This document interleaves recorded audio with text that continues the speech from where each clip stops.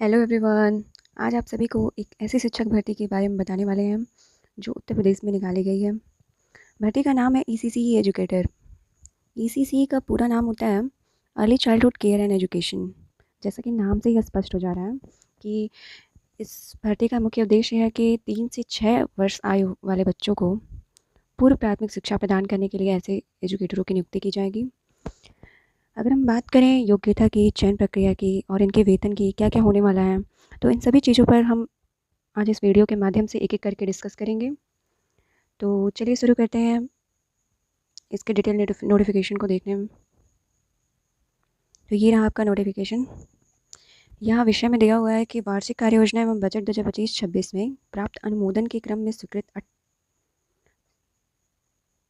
8800 परिषदीय प्राथमिक विद्यालय एवं कंपोजिट विद्यालयों में बाल वाटिका कक्षा हेतु एजुकेटरों की सेवा प्रदान किए जाने के संबंध में दिया हुआ है। यहाँ मेन नोटिफिकेशन में लिखा हुआ है कि आंगनबाड़ी केंद्रों में नामांकित 3 से 6 आयु वर्ग के बच्चों को पूर्व प्राथमिक शिक्षा प्रदान करेंगे।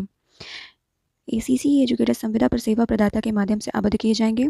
मतलब कहने का ये मतलब है कि ये संविदा पर ही इनकी नियुक्ति होगी, कोई परमानेंट टीचर की वैकेंसी नहीं है।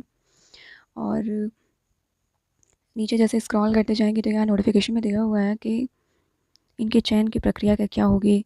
और प्रदेश के यहाँ लिखा हुआ है कि प्रदेश के समस्त 75 जनपदों में 8800 विद्यालयों के परिसर में अवस्थित आंगनबाड़ी केंद्रों या बाल वाटिका हेतु केंद्र ईसीसी एजुकेटर संविदा यानी आउटसोर्सिंग के माध्यम से इनकी नियुक्ति की जाएगी। इनका मानदेय जो होगा, इनकी जो सैलरी होगी 10,313 रुपये प्रति माह के आधार पर, और इन्हें संविदा पर केवल मात्र 11 महीने के लिए इनकी नियुक्ति होगी।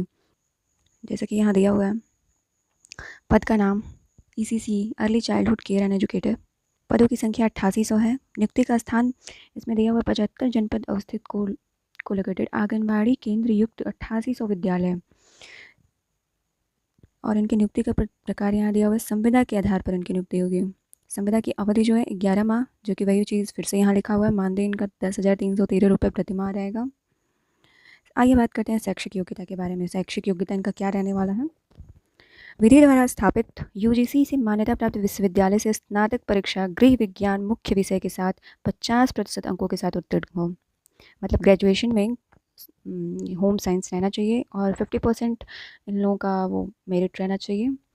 आगे दिया हुआ है कि आरक्षित वर्गों को नियमानुसार न्यूनतम अंकों में 5% की छूट होगी। मतलब जो भी रिजर्व कैटेगरी के कैंडिडेट हैं उनको 5% की छूट दी जाएगी। इसमें नीचे लिखा हुआ है अथवा मतलब यहाँ पर एक और क्राइटेरिया दिया हुआ है, अगर ये चीज़ नहीं होल्ड कर रहे हैं तो अगर ये है इनके पास तो इसके लिए अप्लाई कर सकते हैं। नीचे दिया हुआ है नर्सरी अध्यापक शिक्षा एनटीटी सीटी नर्सरी डीपीएसई को कम से कम 2 वर्ष की अवधि का डिप्लोमा, यानी जिनके पास एनटीटी वगैरह है, कम से कम 2 वर्ष का डिप्लोमा इससे रिलेटेड है या समकक्ष योग्यता जो कि राष्ट्रीय अध्यापक शिक्षा परिषद से मान्य हो, वही लोग यहाँ आवेदन कर सकते हैं। इसके बाद से दिया हुआ है कि इनका कार्य क्या होगा। जो एसीसी एजुकेटर्स की जो नियुक्ति की जा रही है आउटसोर्सिंग के माध्यम से, तो इनका हम देखेंगे कि कार्य क्या रहने वाला है, इनको करना क्या है। तो पहला दिया हुआ है कि आयु 3 से 6 वर्ष के बच्चों को औपचारिक शिक्षा हेतु तैयार करना। 3 से 6 वर्ष के बच्चों को भौतिक, मानसिक, सामाजिक, संवेदनात्मक, अकादमिक विकास हेतु वातावरण सृजन एवं आंगनबाड़ी कार्यकर्त्री को उक्त की संप्राप्ति में सहयोग देना, यानी बच्चों में सृजन, बच्चों के भौतिक विकास, मानसिक विकास, सामाजिक विकास में सहायता प्रदान करना। आयु 5 से 6 वर्ष के बच्चों पर विशेष ध्यान देते हुए निपुण भारत मिशन के अंतर्गत निर्धारित अधिगम स्तर की संप्राप्ति सुनिश्चित करना। बच्चों के संज्ञानात्मक विकास हेतु रंग, आकार, ध्वनि, वस्तु, वातावरण यथा पेड़ पौधे, पक्षी, जानवर आदि से संबंधित गतिविधियों का प्रयोग कराना। मतलब इन एजुकेटरों का काम होगा बच्चों को गतिविधियों के माध्यम से शिक्षा प्रदान करना, उनके भौतिक मानसिक गुणों का विकास करना, उन्हें समझने के काबिल बनाना, मतलब बच्चों के साथ घुल मिल कर रहना, उनको उनके संपूर्ण विकास पर फोकस करना। आइए आगे देखते हैं कि आंगनबाड़ी कार्यकर्त्री को बच्चों के साथ अन्य क्रियाकलापों यथा खेल, नाटक, पिकनिक, क्षेत्र भ्रमण, संगीत, हाथ के कार्य आदि हेतु कार्य योजना बनाते हुए कार्य करना। इन सभी के माध्यम से उनको शिक्षा प्रदान करना। खेल कूद, क्षेत्र भ्रमण, पिकनिक आदि के माध्यम से उनको शिक्षा प्रदान करना इनका कार्य होगा।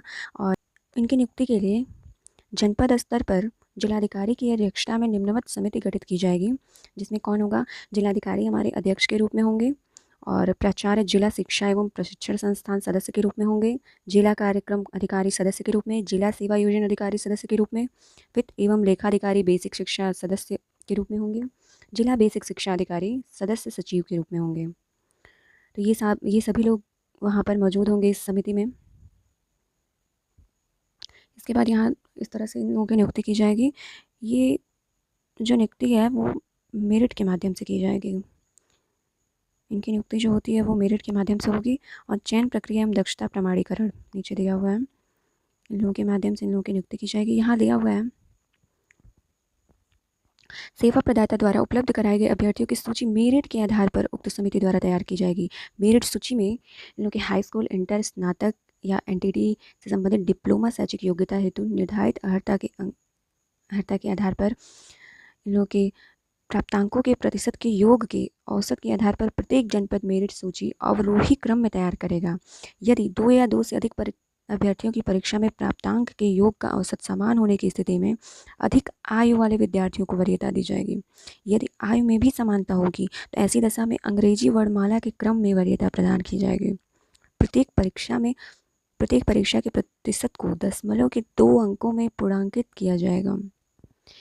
जैसे कि यहाँ दिया हुआ है कि इन शिक्षकों की जो मेरिट बनेगी हाई स्कूल, इंटर, एनटीटी की, स्नातक की, और इस मेरिट के आधार पर अगर इन लोगों का औसत निकाला जा रहा है तो इन लोगों की अगर मेरिट सेम हो जा रही है तो उसमें जिसका भी एज अधिक होगा उसको वरीयता दी जाएगी। इसमें यही कहने का मतलब है। और नीचे जाएंगे तो फिर यही सब है। ये रहा आपका पूरा नोटिफिकेशन। इसी तरह की और अपडेट के लिए चैनल को सब्सक्राइब करें। मिलते हैं आपसे अगले वीडियो में कुछ और वैकेंसीज़ के साथ। तब तक के लिए बाय बाय।